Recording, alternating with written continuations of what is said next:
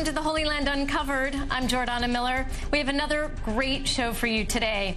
We'll tell you why the Jewish holiday of Lag Baomer is celebrated with bonfires across the country, plus why a group of ancient Jewish rebels, the leaders of the Bar Kokhba revolt, continue to inspire Jews around the world.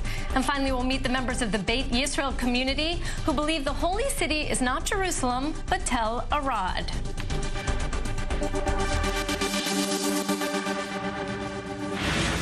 People across Israel and the Jewish world are celebrating Lag Baomer this week, a holiday that falls between Passover and Shavuot. And it's a holiday that, among other things, celebrates the lives of Rabbi Akiva and Rabbi Shimon Bar Yochai, two Jews who rose up against the Romans in the ancient times. Maya Margit has more in this next report. Fire, it's a key feature of religious rituals everywhere, including Lag Baomer, an annual Jewish holiday around May, marking the death of Rabbi Shimon Bar Yochai, also known as the Rashbi. Rabbi Shimon Bar Yochai was a 2nd century sage in ancient Israel. He revealed the deepest secrets of Kabbalah, or Jewish mysticism.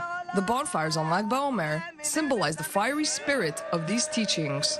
Each year, hundreds of thousands of Jews make their way to his tomb on Mount Meron.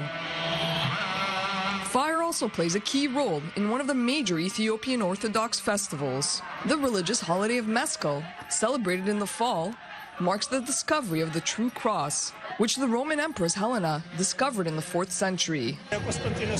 In order to find the cross that had been buried for a long time, Constantine's mother, Queen Helena, traveled from Rome to Jerusalem and made a bonfire. The smoke from the bonfire lit up the sky, showing where the cross was hidden. So the Queen started digging at that place, and this is what we commemorate in September. Meskel is not the only Christian holiday where fire takes center stage.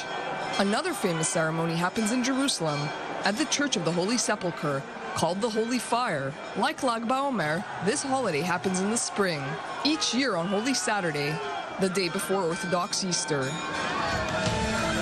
Aside from Judaism and Christianity, other ancient traditions also use flames, like the Celtic neo-pagan festival of Beltane, held yearly on May 1st. Observed in parts of Britain, Beltane is linked to Irish mythology.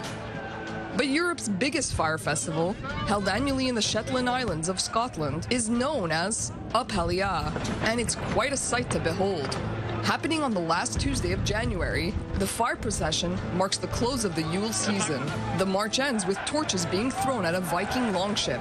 Even in the rain, even in the wind, everyone just gets together and it's just so great. I just love the atmosphere and the warmth of the torches and the singing and just brings the family together.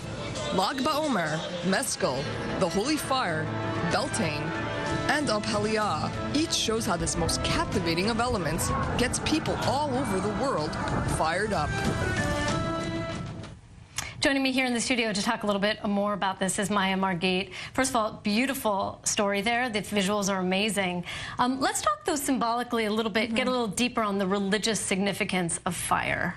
Well, fire is one of these elements that's quite interesting because you have a creative side to fire and you have a destructive side to fire, and that's reflected in religious teachings across the globe and in different cultures. So in Christianity, you have fire representing the Holy Spirit, light, but you also have it representing evil and hell, the fires of hell, the destructive force, also in Islam as well. So there's this creative and destructive aspect, a twofold aspect of fire, something so important to our lives. We use fire, electricity is fire as well, so it's just a very basic, important element. In Judaism, it's interesting too because fire, the passion, the religious passion, but water is actually the big symbol for, which puts out fire, for Torah, for learning. So it's interesting, the contrast even in Judaism.